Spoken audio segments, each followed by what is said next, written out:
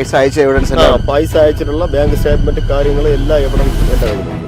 അതിനൊന്നും ഒരു ഇതുമില്ല എന്ന് വെച്ച് കഴിഞ്ഞാൽ എല്ലാ എവിഡൻസുകളും. ചേട്ടൻ ആ ഇസ്രായേലിൽ പോയി കിടന്ന് കഷ്ടപ്പെട്ടുണ്ടാക്കിയ ആ ഒരു കാശാണ് മറ്റൊരു വ്യക്തി അടിച്ചുകൊണ്ട് പോയിരിക്കുന്നത്. നമ്മൾ വന്ന് നോക്കിയപ്പോഴത്തേക്ക് പാർലറെല്ലാം പുതിയതാക്കി എല്ലാം റെഡിയാക്കി അതിനൊക്കെ തന്നെ ഒരു വണ്ടി, അത് അവരൊരു ബോയ് ഫ്രണ്ട് ഉണ്ട്, ആള് മേടിച്ചു കൊടുത്ത വണ്ടിയാണ്.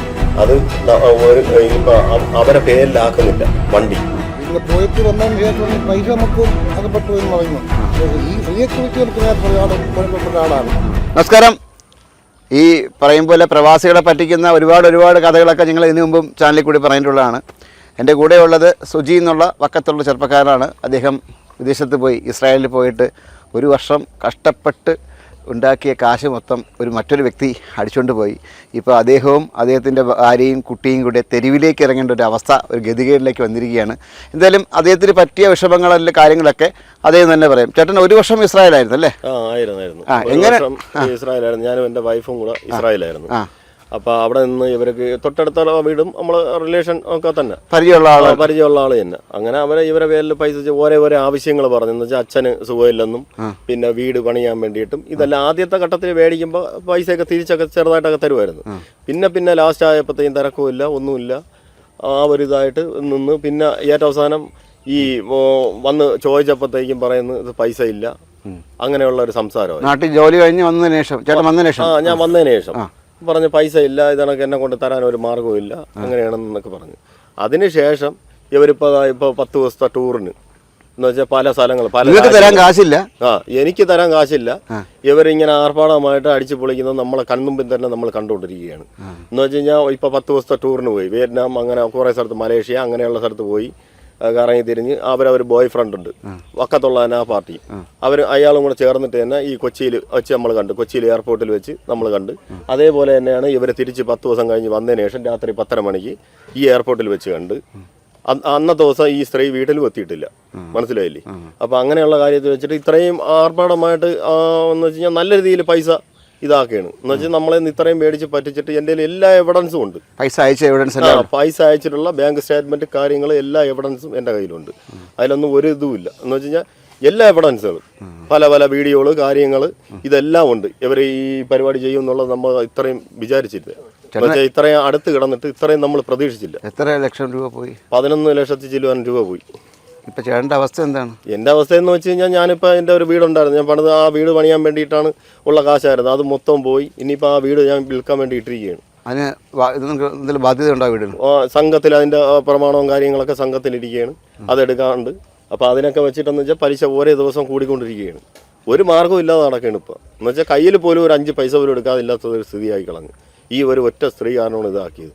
ഇവരെന്ന് വെച്ചാൽ വക്കം ഗേറ്റിൻ്റെ തൊട്ടിപ്പുറത്തായിട്ട് ഒരു പാർലർ ഷോപ്പ് നടത്തുന്ന ഒരു സ്ത്രീയാണ്. എന്ന് വെച്ചാൽ അവിടെ തന്നെ എല്ലാവർക്കും അറിയാവുന്ന ഒരു കേസ് കേട്ടാണ് ഇത്, മനസ്സിലായില്ലേ? നാട്ടുകാർക്ക് എല്ലാവർക്കും അറിയാം ഈ കാശ് പോയ കേസൊക്കെ അറിയാം. അദ്ദേഹത്തിന്റെ കാശെല്ലാം പോയോ? അദ്ദേഹത്തെ അറിയാവുന്ന ആൾക്കാർക്ക് തന്നെ പറ്റിച്ച ആൾക്കാരെയൊക്കെ അറിയാമോ? അറിയാമല്ലേ ചേട്ടാ? അപ്പോൾ നിലവിലെ അവസ്ഥ, ചേട്ടനും 2 പെൺകുട്ടികളാണല്ലേ? 2 പെൺകുട്ടികളും വൈഫും കൂടെ റോഡിലേക്ക് ഇറങ്ങേണ്ടി വരുമെന്നാണ് തോന്നുന്നത്. എന്ന് വെച്ച് കഴിഞ്ഞാൽ ഇപ്പം എൻ്റെ അവസ്ഥ അങ്ങനെ ആയി.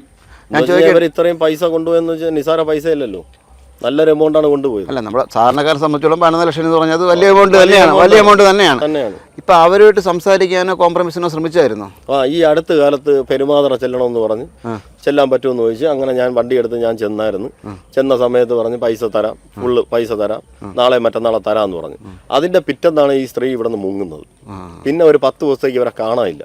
പിന്നെ ഇവരെ ഫ്രണ്ടിനോട് അന്വേഷിച്ചപ്പോഴത്തേക്കാണ് പറയുന്നത് ഇത് കണക്ക് ഇവർ വന്നതിൻ്റെ പിറ്റെന്ന് ഞാൻ ഇവരെ ഫ്രണ്ടിനെ കണ്ടായിരുന്നു. ഇവരെ കട പൂട്ടിയിട്ടിരിക്കുന്ന കാരണം കണ്ടായിരുന്നു. അതിന്റെ പിറ്റേന്ന് അവർ വീണ്ടും കട തുറന്നു. അപ്പൊ തുറന്ന് തന്നപ്പോഴത്തേക്കും മുമ്പായിട്ട് ഇവരെ ഈ ഫ്രണ്ട് തന്നെ എൻ്റെ അടുത്ത് പറഞ്ഞു തന്നു, ഇതണക്ക് ഇവർ വിദേശത്ത് പോകാനുള്ള പ്ലാനിങ് ആയിട്ട് നിൽക്കുകയാണ്. ഇന്ന സമയത്ത് ഫ്ലൈറ്റാണ്, ഇവിടെ നിന്നാണ് ഫ്ലൈറ്റ്, കൊച്ചിയിൽ നിന്നാണ് ഫ്ലൈറ്റ്, പിന്നെ തിരിച്ചത് ട്രിവാൻഡ്രത്താണ് വരുന്നത് എന്നൊക്കെ ഇവരെ ഒരു ഫ്രണ്ട് എൻ്റെ അടുത്ത് പറഞ്ഞു തന്നു. അങ്ങനെ അത് കാരണം നമ്മൾ ആ കൊച്ചി എയർപോർട്ടിൽ വരെ പോയായിരുന്നു. പോയി അന്വേഷിച്ച് പോയി നേരിട്ട് കണ്ടതുമാണ്. ഇവരെ കൂടെ വേറൊരാൾ കൂടെ ഉണ്ട്, അതും പക്കത്തുള്ള ഒരാൾ തന്നെ. ഞാൻ ചോദിക്കട്ടെ, ഇവരിപ്പോൾ വിദേശത്തേക്ക് ഇനി കടക്കാൻ പോകണം എങ്ങനെ അറിഞ്ഞത്? അത് ഈ ഫ്രണ്ട് പോകാൻ തന്നെ അറിഞ്ഞത്. എന്ന് വെച്ച് കഴിഞ്ഞാൽ ഇങ്ങനെ ഒരു ഇതായിട്ട് പോകുന്നതെന്ന് വെച്ച് കഴിഞ്ഞാൽ ഒരു രാജ്യത്തോട്ട് പോകാനുള്ള പ്ലാനാണ്. ഇതേപോലെ മുങ്ങും, വേറെ രാജ്യത്തേക്ക് പോവല്ലേ? ഇവരെ പോവും, അത് ഉറപ്പാണ്. എന്ന് വെച്ച് കഴിഞ്ഞാൽ ഇവര് പലവർക്കൊന്നും ഇങ്ങനെ പൈസകൾ മേടിച്ചിട്ടുണ്ട്. അതെന്ന് വെച്ച് കഴിഞ്ഞാൽ ആരും വെളിപ്പെടുത്താൻ വേണ്ടി തയ്യാറാണ്. പോകുന്ന മുമ്പ് ബ്ലോക്ക് ചെയ്യണം, അല്ലെങ്കിൽ നിങ്ങൾക്ക് നിങ്ങളെ കാശും പോകും. നമ്മളെ കാശ് പോവും, നമ്മളെ കാശ് പോകണം തന്നെ. പോകുന്ന മുമ്പേ ബ്ലോക്ക് ചെയ്തില്ലെങ്കിൽ നമ്മളെ കാശ് പോവും. അതാണ് യഥാർത്ഥ സംഭവം. മാത്രമല്ല 2 പെൺകുട്ടികളെ കൊണ്ട് തെരുവിലേക്ക് ഇറങ്ങണ്ട നിങ്ങൾ. അത് തന്നെ. ഈ പെൺകൊച്ചുങ്ങളെ കാര്യം 2 പെൺകൊച്ചുങ്ങളെ വലുതായി വരുന്നു. +2 ഒരാൾ പഠിക്കുന്നു, ഒരാൾ 10ൽ പഠിക്കുന്നു. ഇവരെയൊക്കെ ജീവിതം ഇനിയിപ്പോൾ എന്ത് ചെയ്യുന്നു? ആ കൊണ്ട് ഇതിലാണ്.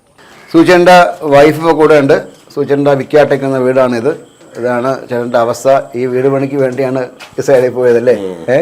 പോയിട്ട് അവിടെ പോയിട്ട് വീട് പണി കണ്ടില്ലേ, നിങ്ങൾ കണ്ടില്ലേ മൊത്തം. ഇനിയും ഫിനിഷിംഗ് വർക്ക് ബാക്കിയാണ്. ഇനിയും പൈസ വേണം. ഈ പൈസയാണ് ഈ വ്യക്തിക്ക് കൊടുത്തത്. അതുകൊണ്ട് ഈ വീടിന് കടമുണ്ടല്ലേ? കടമുണ്ട്. ഇതിന്റെ ഇത് പ്രമാണമൊക്കെ ബാങ്കിൽ ഇരിക്കുകയാണ്, സംഘത്തിലിരിക്കുകയാണ്. ഇത് വിൽക്കാതെ വേറെ നിവൃത്തിയില്ല. ആ ഒരു കണ്ടീഷനിലാണ് ഇരിക്കുന്നത്. വിറ്റ് കഴിഞ്ഞാൽ നിങ്ങൾ തെരുവിലോട്ട് ഇറങ്ങേണ്ടി വരും ചേച്ചി. വിറ്റില്ലെങ്കിൽ തെരുവിലോട്ട് ഒരു വഴിയില്ല. നമ്മൾ രണ്ടുപേരും കഷ്ടപ്പെട്ടാണ് പോയത്.